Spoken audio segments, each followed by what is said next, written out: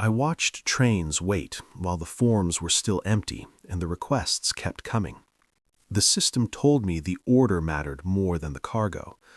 I moved wagons before the ink was dry and wrote the truth afterward. Every stamp I delayed kept supplies moving and my position exposed. In June 1941, the Western rail corridors of the Soviet Union entered a state of sustained emergency.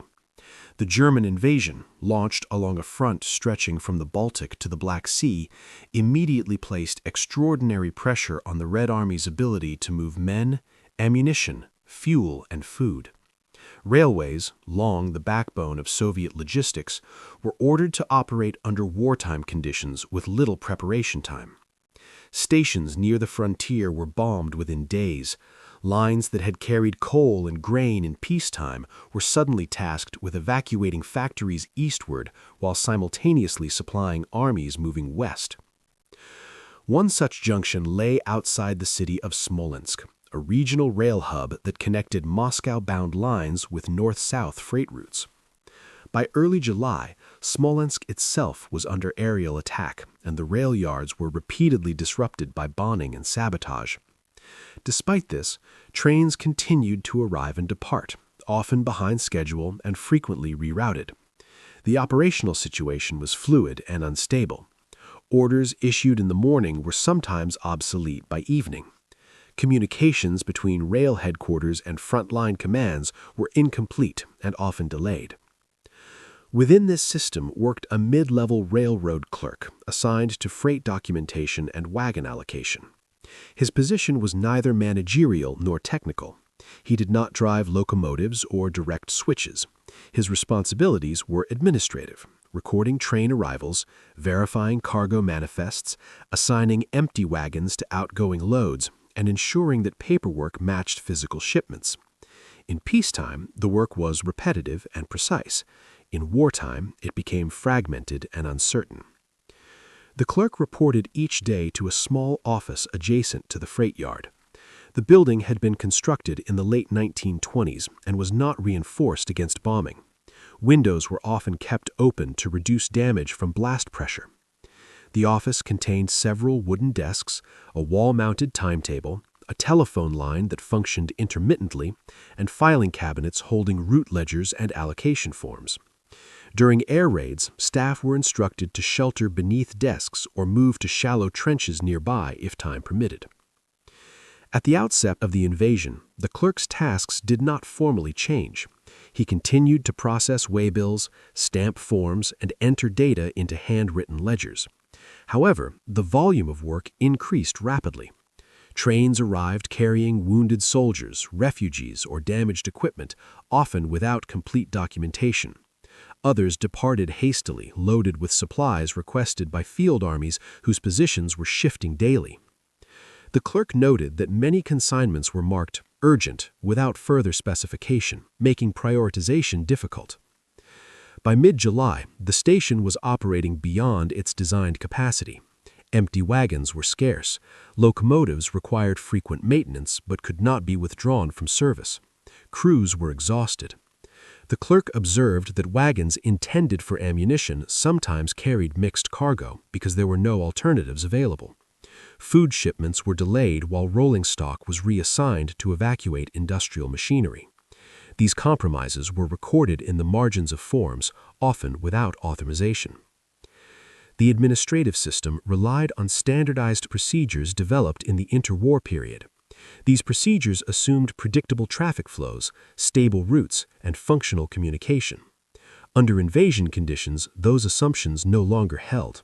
Yet official doctrine continued to require compliance with existing forms and approval chains. Requests for deviations were to be submitted through regional rail authorities, which themselves were struggling to maintain contact with Moscow. The clerk began to notice discrepancies between what the paperwork indicated and what was physically present in the yard. A manifest might list 20 wagons of fuel, but only 16 would arrive. In other cases, wagons arrived without manifests at all. Sometimes trains were redirected en route and appeared at the junction unexpectedly. The clerk recorded these irregularities as instructed, but there was no mechanism to reconcile them quickly. Delays accumulated. In August 1941, as fighting intensified around Smolensk, the junction became a bottleneck. Frontline units requested resupply at a rate that exceeded the station's throughput. Ammunition shortages were reported, followed by fuel shortages. Rail authorities issued general directives to increase efficiency, but provided little guidance on how to do so under constant disruption. The clerk noted that instructions emphasized adherence to procedure rather than adaptation. During this period, the clerk's routine brought him into frequent contact with yardmasters, dispatchers, and occasionally military representatives tasked with escorting critical cargo. These interactions were brief and often strained. Military officers demanded priority for their shipments, citing orders from higher command.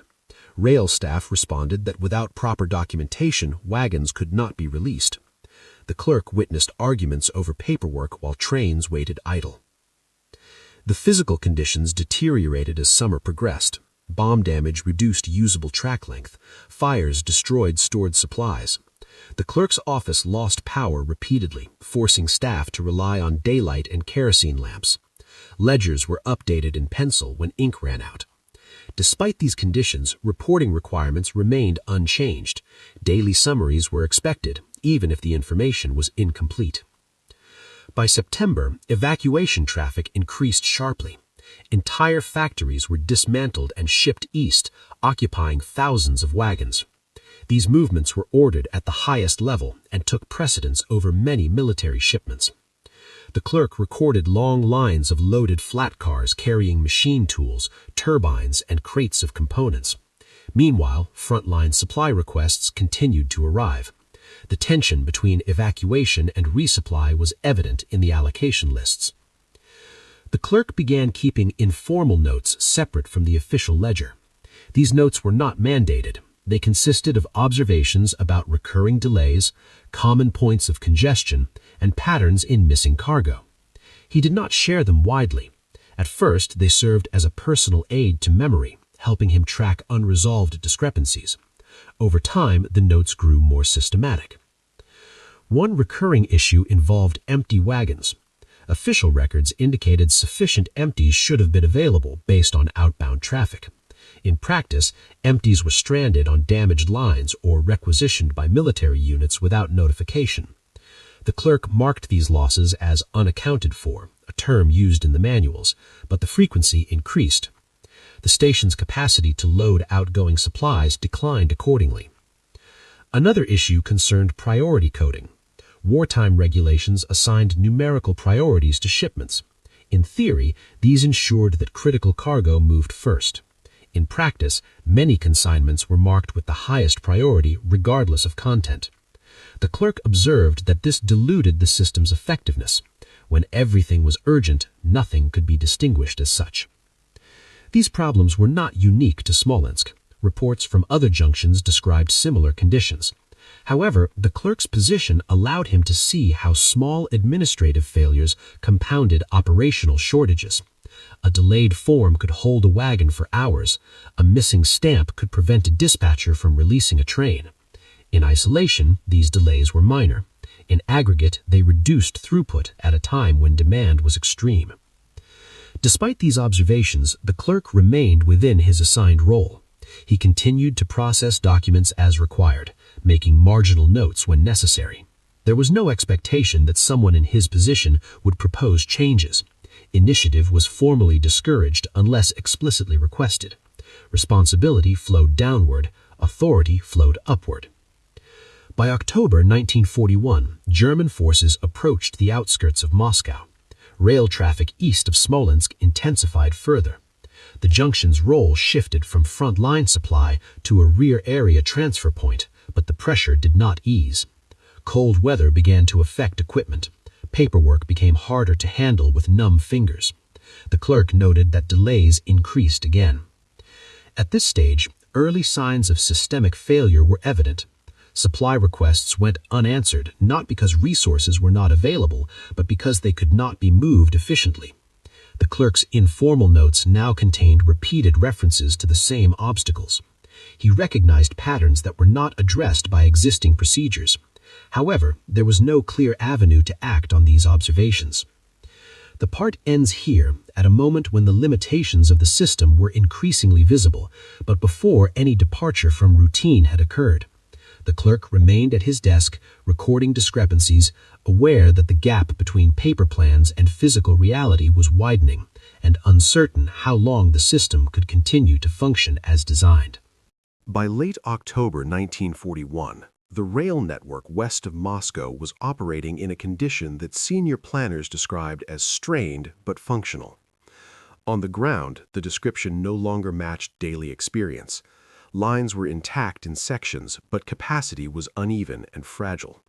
A single damaged bridge or stalled locomotive could halt traffic for hours. Weather compounded these problems. Early snowstorms interfered with switches and reduced visibility. Coal deliveries to depots fell behind schedule, limiting locomotive range. At the Smolensk junction, the clerk's workload increased even as staffing decreased. Several colleagues were reassigned, evacuated, or absent due to illness. Vacant desks remained unused. Responsibilities were consolidated without formal orders. The clerk now handled multiple ledgers, covering both inbound military freight and outbound evacuation traffic. Official reporting intervals were shortened. Summaries were required twice daily instead of once. The operational problem that had been gradual now became persistent. Field armies requested ammunition and fuel according to planned consumption rates, but trains delivering these supplies arrived irregularly or not at all. When they did arrive, loads were often incomplete. Crates listed on manifests were missing. Fuel wagons arrived partially drained, siphoned en route by units acting under their own authority. These discrepancies were noted but rarely resolved. Repeated failures followed a pattern. A unit would submit a resupply request. The request would be approved on paper and assigned wagons. Those wagons would be loaded at an upstream depot. Somewhere between origin and destination, the train would be delayed or diverted. When it finally arrived, priority had shifted and the cargo would be reassigned. The original unit would submit another request, increasing demand on the system. The cycle continued. Rail doctrine addressed such situations through centralized control. In theory, traffic was to be regulated by regional headquarters using comprehensive situational awareness. In practice, headquarters relied on reports that were already outdated when received. The clerk observed that directives arriving from above often contradicted conditions on the ground. Orders to increase throughput did not specify how to overcome physical constraints. Military escorts became more common at the junction. Officers arrived to oversee specific shipments, sometimes bypassing rail authority altogether. They demanded release of wagons regardless of documentation status. Yardmasters faced a choice between compliance and confrontation. The clerk recorded several instances where wagons were removed from the yard without proper clearance. These losses further reduced available rolling stock. The priority coding system effectively collapsed. Nearly every shipment bore the highest designation.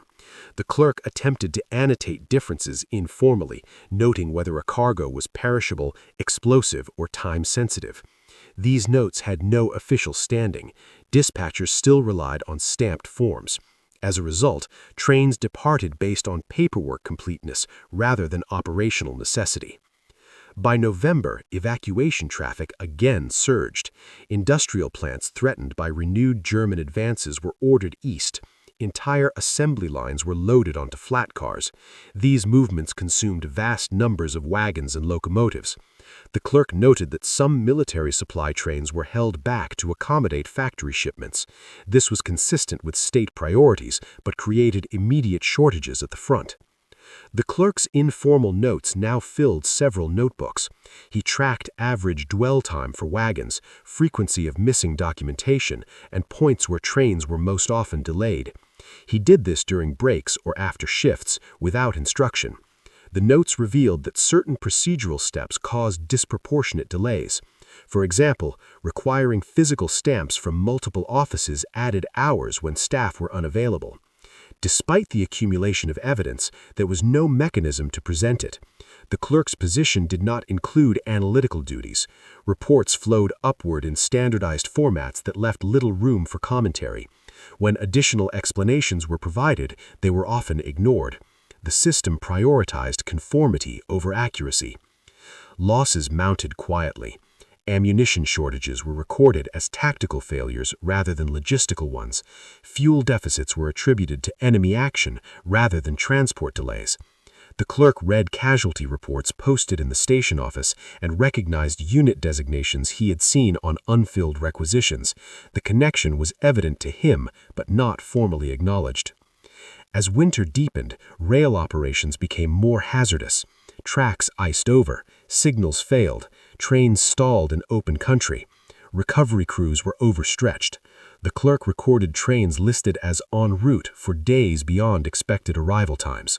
Officially, these were delays. In practice, some trains never arrived at all. The growing tension between reality and doctrine became visible in correspondence. Orders reiterated the importance of following established procedures.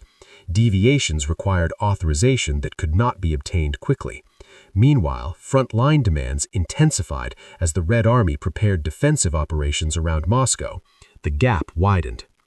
At the junction, the clerk continued his routine, but the character of his work had changed. He was no longer merely recording events. He was identifying recurring points of failure. He recognized that the system's rigidity itself was an obstacle. However, any attempt to act outside procedure carried risk. Unauthorized changes could result in disciplinary action, even under wartime conditions. The part concludes at this stage of repeated failure. The rail system remained operational but inefficient. Supplies existed, but movement was constrained by administrative bottlenecks. The clerk had accumulated detailed observations but had not yet acted on them. The tension between what was required and what was permitted remained unresolved. In December 1941, the operational balance along the central sector of the Eastern Front shifted. German forces, extended and undersupplied, slowed their advance as Soviet counteroffensives began near Moscow. Rail traffic reflected this change. The demand for rapid forward resupply increased sharply, while evacuation traffic decreased in some corridors. The system was required to adjust, but the administrative framework remained unchanged. At the Smolensk junction, the clerk encountered a new category of instructions. Instead of general efficiency directives, rail authorities issued specific quotas, a fixed number of wagons per day to be cleared for military supply, regardless of conditions. These quotas were transmitted without accompanying resources. Staffing levels remained reduced. Rolling stock shortages persisted. The quotas were recorded in ledgers, but meeting them consistently was not feasible. The clerk's informal notes now extended beyond observation. He began testing small adjustments within the margins of his authority. When a shipment arrived without complete documentation but with clear military markings and escort, he delayed formal entry until after the wagons were dispatched rather than before. This reversed the prescribed sequence but reduced dwell time. He ensured that the paperwork was completed afterward, matching the physical movement already accomplished. This adjustment was minor and initially isolated. It did not involve falsification of records, only reordering of steps. The clerk judged that the risk was limited. No explicit rule forbade post-departure documentation, though it was discouraged. The immediate effect was measurable, a reduction in yard congestion during peak hours. Encouraged by this result, he applied similar reasoning to wagon allocation. Officially, empty wagons were assigned based on requests processed in chronological order. The clerk began grouping requests by destination instead, allocating available empties to shipments bound for the same sector. This reduced the need for reclassification and switching, saving time and labor. Again, the change was administrative rather than technical, and it remained undocumented. These decisions marked a turning point. The clerk was no longer merely recording discrepancies, he was intervening in the process. The risk became personal. any audit could reveal deviations from procedure. However, the immediate operational benefit was evident to those working the yard. Dispatchers noticed smoother flows. Yardmasters reported fewer idle wagons. The clerk did not announce these adjustments. He implemented them quietly within his desk work. He continued to produce reports in the required format. The differences appeared only in the timing of movements, not in the final numbers. As a result, higher authorities remained unaware of the changes. By January 1942, winter conditions intensified. Temperatures dropped well below freezing. Mechanical failures increased. The clerk's adjustments became more significant under these conditions. Reduced dwell time meant fewer frozen brake systems and fewer stalled trains. The cumulative effect was a modest but consistent increase in throughput. Military representatives at the junction noticed that certain supply requests were being filled more reliably. They attributed this to improved coordination, though no formal changes had been announced. The clerk remained anonymous. His position did not bring him into strategic discussions. He continued to work long hours, often sleeping in the office during peak periods. The adjustments also revealed limits. Some bottlenecks could not be resolved administratively. Track damage, locomotive shortages, and fuel deficits remained. The clerk noted these constraints and avoided actions that would exacerbate them. His interventions focused on reducing self-imposed delays rather than overcoming physical ones. As the Red Army stabilized its lines, the volume of emergency requests decreased slightly. This provided a clear review of the effects of the clerk's actions. Comparing his informal notes from November with current figures, he observed shorter average delays and fewer unaccounted wagons. The improvements were not dramatic, but they were consistent. The risk of detection increased as operations normalized. Audits resumed in limited form. Inspectors reviewed ledgers for compliance. The clerk ensured that all records matched official requirements, even if the sequence of events differed. His familiarity with the system allowed him to maintain this consistency. At this stage, the clerk faced a choice. He could continue these adjustments quietly, accepting ongoing personal risk, or he could attempt to formalize them by informing superiors. The latter option carried its own dangers. Proposing changes implied criticism of established procedures, which could be interpreted as insubordination. He chose to continue quietly. The adjustments remained unofficial and reversible. They depended entirely on his presence and judgment. No instructions were issued. No memoranda were written. The system functioned as before on paper while operating differently in practice. The part ends with this decision. The clerk had crossed from observation to action, altering the flow of supplies through administrative means. The improvements were real but fragile, dependent on individual discretion rather than institutional change. The consequences of this approach had yet to unfold. By the spring of 1942, the rail corridors feeding the central sector had entered a phase of relative stabilization. Front lines shifted less dramatically than in the previous winter, and the Red Army's supply requirements, though still heavy, became more predictable. This stabilization brought with it renewed administrative attention. Regional rail authorities resumed inspections, seeking to reassert standardized control after months of emergency operation. At the Smolensk junction, this shift altered the clerk's situation. The informal adjustments he had introduced during the winter were now embedded in daily practice. Yard staff had adapted to faster wagon turnover and grouped dispatches. Military escorts expected quicker releases. What had begun as minor deviations had become routine behavior, even though no formal orders reflected the change. The return of oversight exposed a contradiction. Inspectors compared procedures against manuals written before the war. They focused on compliance rather than outcomes. During one review, an inspector noted that documentation timestamps did not always precede physical departures. The discrepancy was small, but visible to someone trained to look for it. The clerk was asked to explain the irregularity. He responded within the accepted language of the system. He cited communication delays, staffing shortages, and emergency conditions. He did not describe his adjustments as deliberate innovations. The explanation was technically accurate. The inspector recorded the response and moved on, but the exchange marked the first direct challenge to the clerk's methods. Pressure increased over the following weeks. New directives emphasized procedural discipline. Staff were reminded that wartime necessity did not negate administrative responsibility. The clerk received written instructions reiterating the correct sequence of documentation steps. These instructions were general and did not reference specific incidents, but the implication was clear. At the same time, operational demands remained high. A renewed German offensive in the south required sustained rail support, drawing resources from other sectors. The Smolensk junction again became a transfer point for long-distance freight. The clerk's adjustments proved particularly valuable under these conditions, reducing congestion that might otherwise have halted traffic. The conflict between authority and practice sharpened. Yardmasters quietly supported the clerk's methods, having seen their practical effect. However, none were willing to formalize support. Responsibility rested with the clerk alone.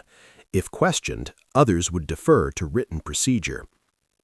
An incident in May brought the tension to a peak. A shipment of artillery ammunition arrived with incomplete paperwork due to a damaged telegraph line. Under standard procedure, the wagons would have been held until confirmation arrived. The clerk authorized immediate dispatch based on physical verification and escort credentials, completing documentation afterward. The shipment reached its destination on time. Days later, an audit flagged the sequence irregularity. This time, the discrepancy was traced directly to the clerk's desk. He was summoned to a review meeting with a regional supervisor. The discussion remained restrained but pointed. The supervisor acknowledged the delivery's success but questioned the precedent. The clerk did not argue doctrine. He presented records showing reduced dwell times and improved wagon utilization over several months. These figures were drawn from his informal notes, now organized into summary tables. The supervisor examined them but did not comment. No approval was given. No reprimand was issued. The meeting ended without resolution. Afterward, the clerk's actions were more closely watched. He continued his adjustments, but with greater caution. He ensured that every deviation could be justified within existing regulations, however loosely. The margin for error narrowed. The risk of disciplinary action remained. Despite this scrutiny, the operational benefits persisted. Supply reliability in the sectors served by the junction remained higher than average. The clerk's role remained officially unchanged. He received no recognition and no formal authority. His influence was confined to his desk and the routines he had quietly reshaped. The part concludes at this point of maximum tension. The clerk's unofficial methods had proven effective, but institutional acceptance had not followed. Authority and necessity remained in an uneasy balance, with the outcome still uncertain. By late 1942, the character of rail operations in the Western Soviet Union had changed again. The Red Army's front lines stabilized over longer stretches, and supply planning shifted from crisis response to sustained support. Rail traffic volumes remained high, but movements became more regular. This transition created space for institutional review. Practices that had emerged informally during the emergency period were examined, not as deviations, but as potential adaptations. At the Smolensk junction, inspections continued, though with a different emphasis. Regional authorities now requested performance summaries alongside compliance reports. Delays, wagon utilization rates, and throughput figures were collected more systematically. The clerk's ledgers, which had remained formally correct throughout the previous year, aligned well with these new requirements. The unofficial adjustments he had implemented left no visible irregularities in the final data. In early 1943, a directive circulated from the People's Commissariat for Railways addressing operational sequencing under wartime constraints. The document did not reference specific individuals or locations. It acknowledged that strict adherence to pre-war documentation order could impede movement under disrupted communications. It authorized local discretion in sequencing paperwork, provided records were completed promptly and accurately. The language was cautious and limited, but the implication was clear. Practices once discouraged were now conditionally permitted. The clerk read the directive carefully. It formalized much of what he had been doing quietly for over a year. There was no mention of his earlier review meeting or of the Smolensk junction. Institutional memory did not record individual initiative. Instead, the system absorbed the adaptation without attribution. Over the following months, additional circulars refined wagon allocation priorities and permitted grouping by destination to reduce switching time. These measures echoed the clerk's earlier adjustments. Implementation varied by region, but the principles spread. Training materials were updated.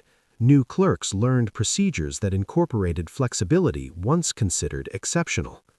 The clerk's own position remained unchanged. He continued to work at the same desk, processing freight documentation and maintaining ledgers. His workload decreased slightly as staffing levels recovered. The informal notebooks he had kept were gradually set aside. Their contents were now reflected in official forms and reports. There was no formal recognition of his role in this transition. Wartime Soviet administration did not encourage acknowledgement of individual deviation, even when beneficial. Promotions were tied to rank and tenure rather than innovation. The clerk received standard commendations issued to rail workers for service during the war, identical to those awarded to thousands of others. Operationally, the impact of the institutional changes became measurable. Average wagon dwell times decreased across several corridors. Supply reliability improved modestly but consistently. These improvements were incremental and easily overlooked amid larger strategic developments. They did not alter the course of campaigns on their own. They reduced friction at the margins, allowing existing resources to be used more effectively. The clerk observed these changes without comment. His role had been to maintain continuity, not to seek influence. As procedures evolved, his discretion narrowed. The system no longer depended on his judgment in the same way. That dependency was always temporary. By 1944, as Soviet forces advanced westward, the Smolensk junction lost its earlier prominence. New hubs closer to the front took on greater importance. Traffic patterns shifted. The clerk remained at his post, adapting again to a quieter routine. The emergency conditions that had defined his work in 1941 and 1942 receded into institutional memory. After the war, the rail network underwent reconstruction and expansion. Wartime directives were reviewed and codified. Some emergency measures were retained, others were discarded. The clerk continued his service into the late 1940s, eventually transferring to a supervisory clerical role. His career followed a conventional path. There is no record of public acknowledgement for his wartime actions beyond standard service citations. The significance of his contribution lies not in dramatic intervention, but in sustained attention to process under pressure. He did not command trains or troops. He did not challenge authority openly. He identified points where procedure hindered purpose and adjusted them in narrow limits. His actions exemplify a form of wartime labor that rarely appears in official histories, administrative work that mitigated failure without attracting notice. In the broader context of the Eastern Front, the Red Army's survival and eventual advance depended on many such efforts. Logistics was not a single system, but a network of local practices. Where those practices adapted effectively, supply lines held. Where they did not, shortages followed. The clerk's experience illustrates how adaptation could occur quietly without formal sanction and later be absorbed into doctrine without attribution. Today, wartime railway records preserve the movements of trains and cargo, but rarely the reasoning behind them. Individual clerks are seldom named. Their decisions are visible only in aggregate outcomes. The story of this railroad clerk survives not through personal testimony, but through the procedural shifts that followed the crisis he helped manage. This account does not present a hero in the conventional sense. It documents a functionary whose adherence to purpose over form contributed to sustaining an army under extreme conditions. His legacy is embedded in the routines that followed, routines shaped by necessity and later accepted as standard. If you value historically grounded accounts of overlooked wartime labor and quiet institutional change, consider supporting this channel.